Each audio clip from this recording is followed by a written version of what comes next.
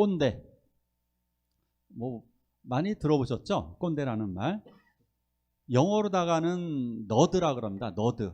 너드는 뭐냐면 머리는 엄청 똑똑한데 사회에 부적응을 하는 사람들, 잘 적응하지 못해서 그 생각도 고지식한 사람들이 있죠. 말이 안 통하는 사람. 이런 사람들을 영어로 너드라 그럽니다. 너드. 그러니까 너드가 그나마 가장 영어적으로는 꼰대에 가까운 말은 이 너드가 가장 가깝습니다. 자, 누가 꼰대일까? 꼰대라는 말은 일제시대 때 나왔습니다.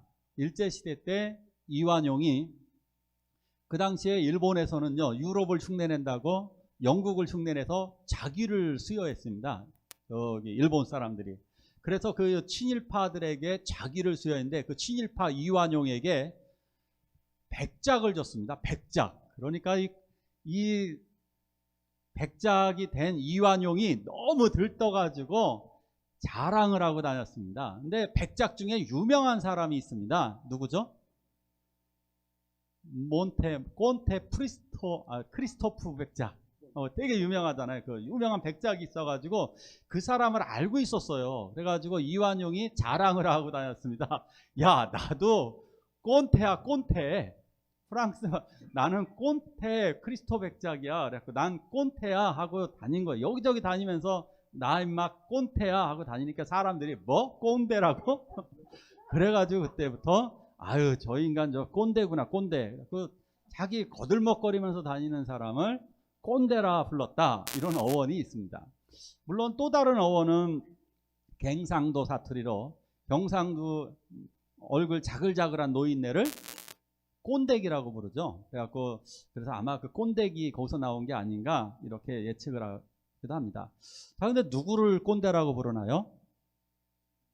꼰대는 고지식한 우리 그러니까 은어로 다 많이 썼어요. 옛날에 학교 선생님이나 집안 노인네 중에 정말 말이 안 통하는 노인네를 꼰대라고 불렀습니다. 그러니까 말이 안 통하는 사람은 사실상 꼰대입니다. 그러니까 꼰대는 아주 간단한 거예요. 말이 안 통하면 꼰대다 이렇게 보시면 되겠습니다. 꼰대라는 말이 굉장히 유명해서 영국 BBC 방송에서도 한국에 꼰대가 있다. 그래서 이게 외국으로 수출된 한국말이 몇 개 있잖아요. 먹방. 이거 외국에서도 없는 단어라 먹방이라고 그러잖아요. 먹는 거 방송, 먹방, 꼰대 뭐 이런 거 한국에서 나온 말입니다. 이게 세계적으로 퍼져가고 있습니다. 자, 오늘 말씀을 통해 그러면 꼰대가 되지 않는 법을 제가 알려드리려고 하는 것입니다. 우리는 어떻게 하면 꼰대가 되지 않을까? 지난번에는 윗사람을 내가 어떻게 존중해야 될까? 그것에 대해서 배웠다면 오늘은 반대로 내가 윗사람으로서 나는 어떻게 살아야 할까?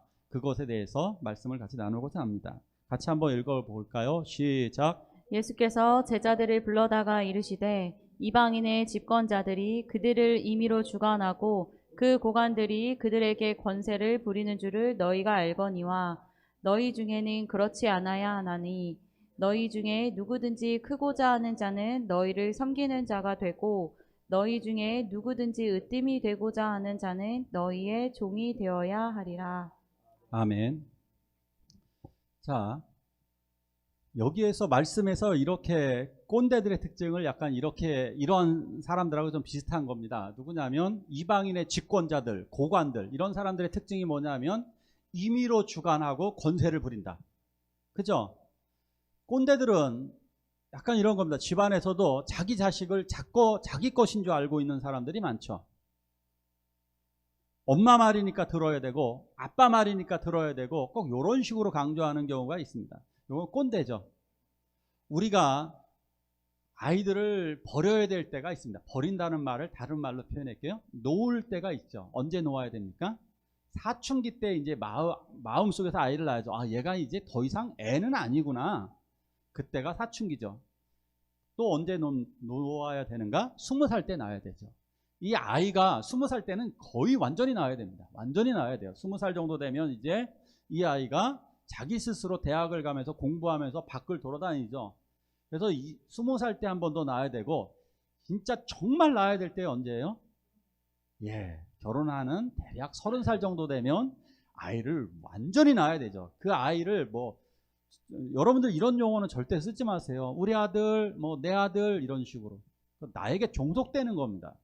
여러분 그런 용어, 내 딸, 우리 아들 이런 용어 쓰시면 안 됩니다. 왜 안 되는지 아십니까? 아이를 내 소유물로 삼으려고 그래요. 자기도 모르게. 인격체로 불러주셔야 돼요. 왜 외국 사람하고 한국 사람의 차이가 뭐냐? 왜 서양 사람들은 아이들을 독립심 있고 잘 키우느냐? 이름을 불러주기 때문이에요.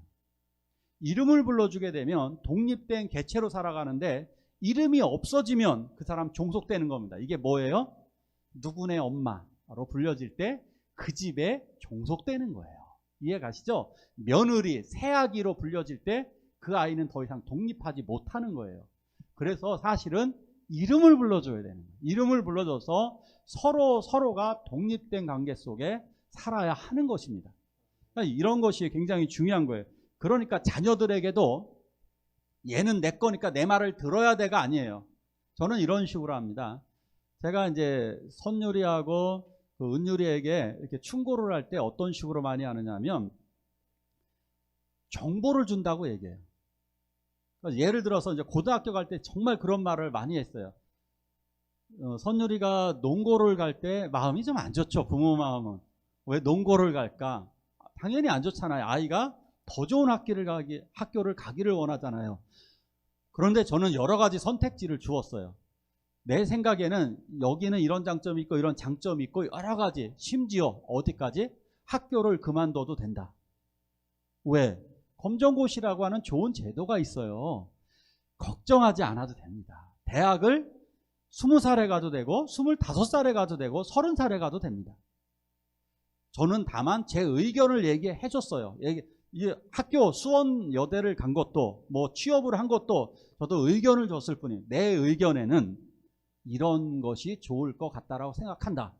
근데 말미에 꼭 덧붙이는 게 있습니다. 결정은 누가 해라? 내가 해라. 언제나 그러십시오. 언제나. 나는 의견을 주는 거예요. 결혼도 마찬가지입니다. 저는 정말 신실한 믿음의 형제를 원합니다. 그러나 설령 그렇지 않을지라도 제가 제 의견을 전해줘. 나는 이랬으면 좋겠다. 그런데 결정은 너가 해라. 이게 꼰대가 되지 않는 거예요. 내가 뭐가 되어야 됩니까? 여기서 섬기는 자가 되래요. 나더러 어떻게 하라고요? 부리지 말고 섬기는 자가 되고 종이 되라고 얘기합니다. 꼰대가 되지 않으려면 내가 아이들을 도와주는 거예요. 결정은 제가 하는 거예요. 그러니까 내가 부모의 매니저가 되는 거예요. 매니저라는 말이 뭐 뒤치다거리 해주는 사람이잖아요. 매니저가. 주관하기도 하지만 또 반대로다가는 잘 서포트해주고 서비스해주고 도와주는 사람이에요. 그러니까 나보다 젊은 사람들을 내가 잘 섬겨주고 도와줘야 됩니다. 그렇게 하시면 되겠습니다. 권세 부리는 거 이제 끝났습니다. 권세 부리는, 내가 이제 부모고 나이가 많다고 권세 부리는 거 이제 끝났습니다. 대통령 각하 사라졌나요? 그대로 있나요? 각하란 용어 이제 안 쓰죠. 이런 용어 다 사라졌습니다. 이제 나이 먹고 뭐 이런 것들 다 사라졌습니다. 제가 싫어하는 새가 2마리가 있어요. 뭐예요? 권세와 허세. 제가 이런 2마리를 되게 싫어합니다. 권세 부리고 허세 부리고 뭐 이러는 사람들 싫어합니다. 이런 거 우리 이제 다 잡아 먹읍시다. 다 잡아치우고 우리는 이제 겸손하게 다가서야 되겠습니다. 그러니까 첫 번째 따라하십시오. 나이를 묻지 마라. 다시 한번 나이를 묻지 마라. 제발 좀 사회생활을 이제 앞으로 우리 나이 물어보지 마세요. 나이 물어보면 자꾸 이 권세를 부리게 돼요. 내가 나이가 몇인데. 한국 사람들은 정말 안타까운 단점이 하나 있습니다. 한국만큼 이런 나이를 따지는 나라 없습니다. 진짜 없어요. 한국은 꼭 나이를 따져요. 그러다 보니까 안타까운 게 뭐냐면 자기가 늙었다, 늙는다라는 사실을 세계 어느 나라보다 많이 얘기해요. 진짜 세계 많이 다녀봐도요, 한국처럼 내가 늙었어 이런 말 많이 하는 나라 없어요. 정말로 한번 다녀보세요. 진짜. 왜 그런지 아시죠? 2가지 이유가 있습니다. 한국 사람들이 왜 나이에 집착하는 이유가, 첫째, 사계절이 있기 때문에 시간이 지나가는 걸 잘 느껴요. 춥고 봄이 오고 여름이 오고 그러니까 아이고 또 겨울이네, 또 한 살 더 먹네 이러는 거예요. 시간을 잘 느껴요. 두 번째로다가 나이가 많으면 그래도 형, 언니 대접을 받으니까, 그러니까 자꾸 나이를 거들먹거리는 거예요. 나이가 그래서 내가 몇 살이라도 더 많으면 그때부터는 아랫사람처럼 하대를 하게 되는 거예요. 존댓말 써주면 좋아합니다. 그렇죠? 아이 한서봐 임마 졸지 말고 이러면 기분 정말 나빠요. 한섭 선생님 고맙습니다. 다르죠? 안 그래요? 아무리 젊은 사람도요 반말 쓰면 진짜 싫어합니다. 한번 해보시죠. 여러분들도 나이 많다고 해서, 여러분 뭐 우리 교회 여기 이제 주류 40, 50대, 50, 60대잖아요. 80 먹은 노인분들이 반말하면 좋겠습니까? 20살씩이나 더 먹었는데 뭐 반말하면 뭐 어때요? 근데 기분 좋으세요? 기분 안 좋습니다. 그런데 왜 내가 안 좋은 것을 왜 다른 사람에게 똑같이 행동하냐고요. 그러니까 나이 좀 제발 물어보지 마. 나이 많은 게 무슨 벼슬이냐고요. 벼슬이에요? 아니잖아요. 나이 먹으면 나이 먹어서 안 좋아 이렇잖아요. 근데 뭐 벼슬인 것처럼 나이를 물어보고 그래요. 그러니까 나이 물어보지 마세요. 이제부터 어떻게 해요? 그냥 잘해주세요. 그냥 잘해주면 될 것 같아요. 나이 물어봐갖고 내가 몇 살 더 먹은 거 가지고 하지 말고 그냥 잘해주면 돼요. 그리고 젊은 사람들에겐 좀 존중해서 어떻게? 선명씨 오셨어요? 오늘 선명씨 일 잘 되나요? 수고하셨어요. 직장에서 존댓말 써주면 평생 인정받습니다. 사회생활에도 아랫사람 나이 나보다 어려도 이렇게 존중해주고 그러면 평생 인정받습니다. 제가 목회자 모임이 몇 개 있잖아요. 목사님 모임에 가면 저보다 10살 많으신 분들 지금 20년째 만나는데, 20년 넘었죠? 한 25년째 만나는데 계속 존댓말입니다. 25년째 저보다 10살이 많아요. 그 목사님들 몇몇 분이 저한테 끝까지 존댓말 씁니다. 이영우 목사님, 이영우 목사님. 억울한 거 있나요? 저도 해드리면 되고요. 똑같잖아요. 저도 저보다 더 젊은 목사님들에게 계속해서 만나면, 지난번에 여기서 설교해 주셨던 김하수 목사님 자주 만나는 분입니다. 근데 그 김하수 목사님 저보다 한참 젊습니다. 계속 존댓말 씁니다. 한 번도 하대한 적이 없습니다. 근데 문제될 거 없습니다. 그러니까 이제부터 기억하십시오. 나이 묻지 마십시오. 나이 물어보면 뭐다? 꼰대다. 자, 두 번째. 자, 큰 글자부터 읽어볼까요? 시작. 나이 어린 사람에게 배우라. 서로 마음을 같이하며 높은 데 마음을 두지 말고 도리어 낮은 데 처하며 스스로 지혜 있는 채 하지 말라. 아멘. 오늘 말씀 속에서는 스스로 지혜 있는 채 하지 말라고 그랬습니다. 내가 경험도 더 많고 내가 니들보다 아는 것도 더 많고 이렇게 생각하면 꼰대가 되는 거예요. 자, 따라 하십시오. 나이 어린 사람에게 배우라. 나이 어린 사람에게 배우라. 다시 한번 나이 어린 사람에게 배우라. 나이 어린 사람에게 배우라. 예, 나이 어린 사람에게 배워야 꼰대가 안 됩니다. 자꾸 배우십시오. 배워야 내 인생도 새롭게 되어지고 나도 성장하고 나도 안 늙고 나도 더 멋진 인생이 됩니다. 젊은 사람들은 항상 새로운 신문물을 가져옵니다. 나는 내가 그동안 알고 있는 지식은 대부분 사닥다리가 아니라 구닥다리입니다. 내가 알고 있는 것은 사닥다리만도 못한 구닥다리입니다. 그러니까 내가 알고 있는 것을 많이 안다고 착각하지 마시고 젊은 세대에게 배워야 됩니다. 왜 게임을 하는지, 왜 저걸 좋아하는지, 왜 저 가수를 좋아하는지, 왜 저런 걸 좋아하는지, 왜 이런 옷을 입고 왜 저런 머리 스타일을 하고 다니는지, 그들의 생각은 뭔지 젊은 사람들한테 자꾸 배워야 돼요. 물어보면. 그래서 이제 핸드폰 쓰는 것도 다 배우는 거 다 좋아요. 배워두면 다 좋습니다. 저는 이거 본보기가 누구냐? 이드키 집사님. 이드키 집사님 프로그램 진짜 잘 만듭니다. 컴퓨터 가지고 다양한 것들 정말 많이 만들어냅니다. 집사님 자꾸 배워요. 그게 뭐요? 뭐담시? 자꾸 배우니까 새로워지는 겁니다. 그래서 젊게 사는 거죠. 젊게 사니까 좀 더 활기가 넘치는 거예요. 그러니까 나보다 어린 사람들에게 배우세요. 진짜 배울 게 훨씬 더 많습니다. 위에 거는 배울 만큼 여러분들 다 배우셨습니다. 왜? 평생 배우면서 살았습니다. 위쪽에는. 그죠? 이쪽에도 근데 아직도 배울 게 남긴 남았죠. 이쪽에도. 위쪽에도. 그러나 이쪽에는 훨씬 더 많이 배울 게 더 많습니다. 맞아요? 틀려요? 맞아요. 신기술 여러분들 다 배우셔야 돼요. 그러니까 이 아래쪽 나보다 나이 어린 사람들에겐 배울 것이 더 많이 있습니다. 그냥 새로운 것들을 많이 배우게 됩니다. 이것을 이제 젊은 사람들을 헤아리고 그러는 것을 뭐라고 얘기하느냐면 전문 용어로다가 조망 수용이라고 얘기합니다. 그러니까 상대방의 입장에서 서보는 거예요. 그런 젊은 사람들의 입장이 잘 이해가 갑니다. 아, 나보다 어린 사람들이 저렇구나. 이제 중고등학생들하고 그래서 식사하실 때 꼭 옆에서 중고등학생들하고 먹으십시오. 걔네들한테 한번 배워보세요. 그래서 우리 청년들도 많이 배우게 될 겁니다. 신세대들은 또 다릅니다. 그러니까 그 상대방 조망 수용, 상대방의 입장에서 쟤네들은 저런 생각을 하고 있구나. 나와 다르네. 그게 아니에요. 쟤네들은 저렇구나. 그 입장 속으로 들어가면 신기하고 이해도 잘 되고 대화도 잘 됩니다.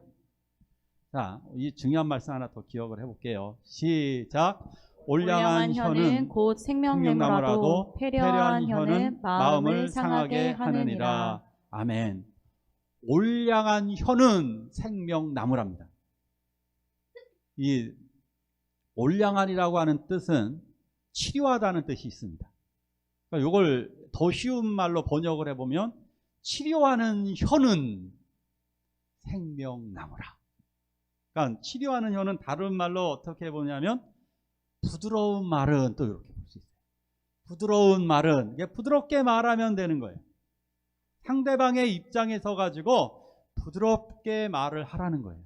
그러면 그러니까 젊은 세대들에게 나보다 어린 사람들에게 부드럽게 말해야 돼요. 하대하지 말고 최대한 부드럽게 이야기를 해야 돼요. 그렇게 하게 되면 결국 어떻게 되느냐? 생명나무처럼 생명을 얻게 되는 거예요. 생명나무에 거하게 되는 겁니다. 그러니까 생명을 가진 사람은 이렇게 하는 거예요. 그래서 패려한 혀는 마음을 상하게, 영혼을 상하게 만들어요. 패려하다라는 게 뭐냐면 일그러진 말, 짜증나게 하는 말, 왜곡된 말, 그런 말을 하게 되면 마음이 상하게 되는 거예요. 그래서 이런 말을 하지 말라는 겁니다. 그래서 호칭이 굉장히 중요합니다. 호칭, 앞으로다가는 가능하면 CC 해주는 게 낫습니다. 선명씨, 한섭씨, 이렇게 직장 생활할 때는 되게 좋습니다. 교회에서는 좀 높여주면 더 좋습니다. 서로가. 서로 높여주는 연습을 하기 바랍니다. 자, 식당에서는 어떻게 해야 될까요? 식당에서 우리 교회는 이거 진짜 잘해요. 우리 교회는 잘합니다. 이모 해주는 게 낫죠. 제가 친한 사람 중에 꼭 식당에서 이렇게 부르는 분이 있어요. 어이! 진짜예요. 봤어요. 어이! 더 심한 사람도 봤어요. 아가씨! 듣는 아가씨 진짜 기분 나쁠 것 같아요. 그렇게 하면 안 되죠. 식당에서 우리 교회 분들은 진짜 호칭 잘해요. 어떻게 하시죠, 호칭을? 사장님 좋아요. 진짜 지혜로운 거예요, 윤혜 선생님. 우리 사장님 이거 왜 그러냐면 어차피 상대방은 알아요. 종업원을 부른다는 얘기 알아요. 그러니까 호칭은 중요한 게 아니에요. 그냥 편안하게 부르세요. 어떻게? 사장님, 여사님, 그냥 아무거나 부르세요. 전 사장님이 제일 만만할 수 있어요. 왜? 사장님 하면 다 와요. 괜찮아요. 얼마나 좋습니까? 사장님, 상대방 호칭을 하나씩 높여주라고. 그래서 우리나라에서 지혜로운 언어가 있죠. 원래 그러면 안 되는데 그래도 한국 사람들 중에 일부 지혜로운 분들이 어떻게 합니까? 원래 여기에서도 뭐 우승여 집사님이나 원영선 집사님이 선생님이죠. 조인혜 선생님. 이런 분들만이 선생님인데 지금 우리나라 서로 상대방을 민원 보러 갈 때도 어떻게 얘기해요? 아유 선생님. 그나마 지혜로운 거죠. 이게. 상대방을 배려하는 말입니다. 그러니까 상대방을 배려하면 딱이 맞을 일이 없습니다. 욕먹을 일이 없습니다. 그래서 꼭 기억하십시오. 올량한 혀를 가지고 젊은 사람에게 배우십시오. 부드럽게 다가서서 올량한 혀, 이 치료하는 혀를 가지고 와 그게 뭐야? 그게 뭐야? 하고 물어보시면 돼요. 와 그거 재밌겠다. 이렇게 한번 게임하는 아이들에게요 가가지고 에휴 또 게임이냐 그러지 마시고 와 무슨 게임이야? 와 재밌겠다. 이야기 좀 해줘. 제가 이거를 은율이한테 해봤습니다. 1시간 동안 설명합니다. 되게 재밌게 설명합니다. 저는 뭔 소리인지 하나도 모르겠는데 그래도 저는 했더니 그래가지고 그 다음날은 또 다른 거 설명해 주라니까 또 1시간 동안 설명합니다. 제가 한 5일 동안 해봤습니다. 게임 5개 알아냈습니다. 근데 하나도 못합니다. 상관없죠. 게임을 하든 말든 은율이가 이야기하게만 하면 되니까. 결론적으로는 자꾸 물어보고 올량한 혀로다가 이렇게 이야기하시면 그 사람들이 좋아합니다. 자, 3번째 꼰대가 되지 않는 법. 시작. 세대를 가르지 마라. 이전 세대들이 기억됨이 없으니 장래 세대도 그 후 세대들과 함께 기억됨이 없으리라. 아멘. 따라하십시오. 세대를 가르지 마라. 다시 한번 세대를 가르지 마라. 세대를 가르지 마라. 무슨 말일까요? 요즘 젊은 사람들은 말이야 이런 말 하지 말라고요. 그러니까 꼰대들은 꼭 그런 말 하는 거예요. 요즘 젊은 사람들은 말이야 내가 해봤는데 말이야 이렇게. 특히 아까 또 이렇게 자꾸 세대 가르는 말을 정말 하면 안 됩니다. 그러니까 젊은 사람과 내가 분리가 되는 겁니다. 그럼 내가 뭐가 된 거예요? 나는 늙은 꼰대가 된 거예요. 죽을 때까지 이 말 하지 마세요. 그냥 자 이렇게 얘기하는 거예요. 자기도 모르게. 요즘 사람들은 말이야 자기는 요즘 사람 아니에요? 죽은 사람이 예전 사람이고 나는 뭐예요? 요즘 사람이에요. 우리 권사님 우리 다 요즘 사람이에요. 요즘에 살잖아요. 맞죠? 틀립니까? 우리는 다 요즘 사람이에요. 그러니까 요즘 사람들이니까 자꾸 갈라치기를 하면 자기는 다른 거예요. 그러니까 자꾸 분리가 되어지는 거예요. 아까 장로님 기도하실 때 그랬죠? 보수와 진보. 왜 자꾸 분리를 하냐고요. 다르다고. 자꾸 그런 걸 분리하는 사람들이 나쁜 사람들인 거예요. 진짜 남자 여자를 분리하고 돈 있는 사람과 없는 사람을 분리하고 장애인과 정상인을 분리하고 이게 어디 있어요? 다 똑같잖아요. 우리 다 장애가 있잖아요. 우리들 다 똑같아요. 그런데 젊은 것들이 말이야 라고 이야기하면 결국 우리들은 세대를 분리해서 자꾸 멀어지게 됩니다.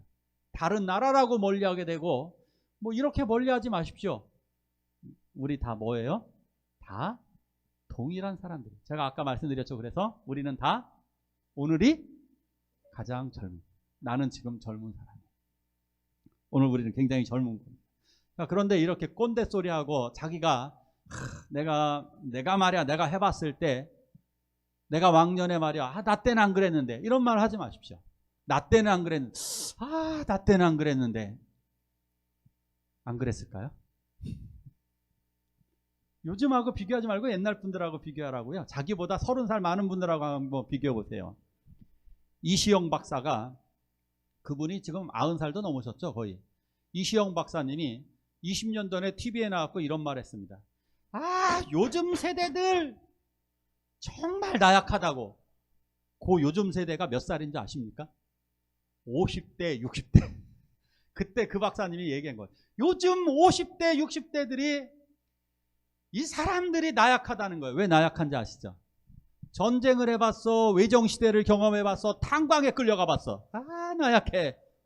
그런데 지금 5, 60대들이 하는 말이 뭐예요? 지금 애들 나약하다는 거잖아요. 그 이전 세대하고 기억해 보라고요. 그런데 지금 30, 40대가 하는 말이 뭐예요? 30, 40대가 지금 이 짓 하고 있는 거죠. 젊은 꼰대들. 30, 40대가 이러는 거죠. 우리는 안 그랬는데 얘네들 말이야 이상해. 그래서 지금 20대들은 30, 40대 젊은 꼰대가 더 싫다고 얘기하죠. 젊은 꼰대들이 훨씬 더 싫대요. 나이 많은 꼰대들은 그러려니 하는데 나이라도 많으니까. 그런데 젊은 꼰대들은 더 못 알아주겠다는 거예요. 근데 저는 여기서 하나 더 나가 볼게요. 제가 더 짜증나는 거는 20대 꼰대들입니다. 그러면 20대 꼰대들은 다 안 받아들여. 젊은 꼰대들도 싫어하고 늙은 꼰대들도 싫어해요. 그럼 뭐예요? 자, 아까 세대를 가르지 말라 그랬습니다. 결국 세대를 가르게 되면 그 사람도 20대도 더 심한 꼰대가 됩니다. 30대 윗사람을 꼰대라고 생각하면 그 사람도 꼰대가 됩니다. 이해 가십니까?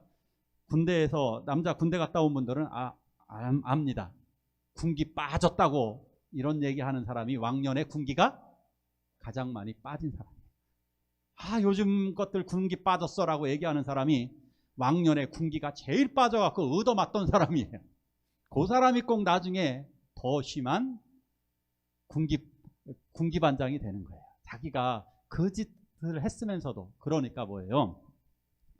자기가 이전 세대보다 더 낫다고 생각하면 안 되는 거예요. 저 꼰대보다 내가 더 나을까? 아니, 나도 똑같아요. 나는 그런 젊은 사람들보다 나을까? 나도 똑같아요. 젊은 세대들이 왜 저렇게 행동하느냐? 그 환경에서 자랐는데 어떡하라는 거예요. 나는 왜 이렇게 행동하냐? 나는 그 환경에서 자란 걸 어떻게 해요? 그죠? 제가 옛날 분들보다 세지 않습니다.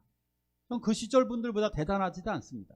전 젊은 세대들만큼 아주 새롭지도 않습니다. 인정하셔야 돼요. 자, 이런 사람들 꼰대가 될 수가 없습니다. 다른 사람을 인정하는 사람 꼰대가 되지 않습니다. 자, 꼭 젊은 분들에게도 부탁드립니다. 서로 우리가 세대 가르지 마십시오. 저 사람 나이 먹어서 그래. 그 사람 그렇게 이야기하는 그 젊은이 100% 꼰대 됩니다. 100% 꼰대 됩니다. 어떤 사람이 지혜로운 사람입니까? 잘 배우는 사람입니다. 와, 어른에게는 어떻게 해야 돼요? 나보다 나이 먹은 사람은 역시 경험이 많으시군요. 자, 젊은 분들에게는 어떻게 해야 돼요? 야, 멋지네. 야, 이런 것도 새로운 것도 많이 알고 대단하네. 이렇게 하셔야 돼요. 그런 사람은 잘 받아들이고 유연한 사람이니까 누구에게 인정받을까요? 아내에게 인정받고 남편에게 인정받고 자식에게 인정받고 부모에게 인정받고 누구에게나 인정받는 거예요. 그러니까 절대로 하지 마셔야 될 또 하나의 방법, 세대를 가르지 마십시오. 절대로. 그냥 우리는 다 우리는 다 뭐다? 나는 다 젊은이다. 나는 젊은이다. 따라하십시오. 나는 젊은이다. 분명 우리 젊은이에요. 걱정하지 마십시오. 누구보다 젊은이에요? 관에 계신 분. 관 속에 계신 분들보다 우리는 다 젊은이에요. 먼저 천국에 가신 분들보다 우리 젊은이에요. 그러니까 우리는 젊은이에요. 그냥 젊은이로 살아가시다가 어느 날 하나님이 부르시면 가는 거예요. 그냥. 나보다 더 드신 분들이 있으니까 우리는 젊은 분들입니다. 어디 가서 경로당 가면 80세 되신 분들 젊은 사람들이라고 그러거든요. 어린 것들이라고 욕먹어요. 아시잖아요. 경로당 가면 80세 되신 분들이 식사 준비하고 있어요. 젊은 것들이 해야 된다고. 젊은 사람들 맞잖아요. 그런데 우리들은 완전히 젊은 것들이에요. 우리들은 완전히 젊다. 자, 같이 한번 말씀 읽을까요? 시작. 여호와여, 내가 나를 위하여 결단코 이런 일을 하지 아니하리이다. 이는 목숨을 걸고 갔던 사람들의 피가 아니니까. 아멘. 다윗이 이제 블레셋과 전쟁을 벌이고 있었습니다. 그런데 베들레헴 땅을 점령당한 겁니다. 그러니까 이런 느낌인 거예요. 마치 북한 사람들이 쳐들어와서 용인 지역을 점령한 겁니다. 그래서 우리가 저쪽으로 어딘가 도망간 거예요. 안성이나 어디로 도망갔는데 자꾸 용인에 있는 우물 맛이 생각나는 겁니다. 베들레헴 우물. 자기 어린 시절에 그 베들레헴 우물에서 떠먹었던 그 물. 와, 정말 시원했는데 전쟁을 벌이니까 더 생각나잖아요. 가지 못하니까, 전쟁 상황 중이니까. 전쟁할 때 또 얼마나 내리쬐는 태양에 뜨겁습니까? 그러니까 다윗이 자기 부하들한테 얘기합니다. 누가 우물물을 떠다 줄까? 그러니까 부하 3명이 장군, 왕이시여, 저희가 가겠습니다. 그래서 3명의 용사들이 베들레헴으로다가 적진을 향하여 쳐들어갑니다. 3명이 들어갑니다. 그래서 그 3명이 용감하게 거길 뚫고 가서 베들레헴 우물가에서 물을 떠가지고 옵니다. 얼마나 힘들었을까요?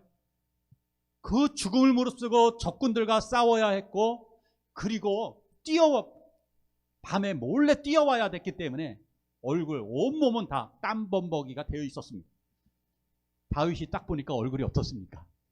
온몸은 땀으로 다 젖어 있고 여기저기 피투성이가 되어져 있습니다. 그것을 바라본 다윗이 이 물을 마시지 못하고 벌벌 떱니다. 떨면서 이것을 부어버립니다. 이렇게 하나님께 부으면서 이것은 하나님이 받으시옵소서, 이것은 바로 저 사람들의 피입니다라고 얘기합니다. 이것은 저 사람들의 피다. 자, 이것을 통해 알 수 있는 세 가지를 우리 한번 간단하게 나눠볼까요? 첫째, 다윗의 신뢰감입니다. 다윗을 이 정도로 사람들이 신뢰했습니다. 이 정도로 신뢰했다라는 건 뭐냐? 다윗도 부하들에게 그런 사람이었다는 거예요. 부하들을 위해 사실 목숨 걸었던 적이 몇 번 있습니다. 다윗도. 그러니까 서로가 서로를 위해 목숨을 거는 겁니다. 우리가 꼰대가 되지 않는 법, 상대방에게 목숨 걸 정도 돼야 되는 거잖아요. 그렇죠. 그 정도 가고, 내가 상사라면, 직장 상사라면 내가 아랫사람들에게 그 정도의 희생은 보여줘야 되잖아요. 그래야 그 사람도 나를 위해서 내 부탁을 다 들어줄만 하잖아요. 이 정도, 목숨을 걸고 물을 떠다 줄 정도 되는 위대한 지도자라면 얼마나 다윗이 대단한 사람일까요? 첫째, 다윗은 이런 사람이었다. 두 번째, 충성스러운 부하들. 다윗이 이 용사들 목록에 이 이야기를 쓴 거예요. 이런 사람들. 얼마나, 이런 식으로 우리 누군가 섬겨본 적 있나요? 내 목숨을 걸고 나도 윗사람을, 내가 누군가를, 나보다 나이가 많건 우리 집이 됐던 선생님이 됐던 누구건 간에 내가 이렇게 목숨을 걸어본 적 있을까요? 이 정도로 내가 그러한 마음으로 섬기라는 거죠. 예수님처럼 그렇게 한번 섬겨보자는 겁니다.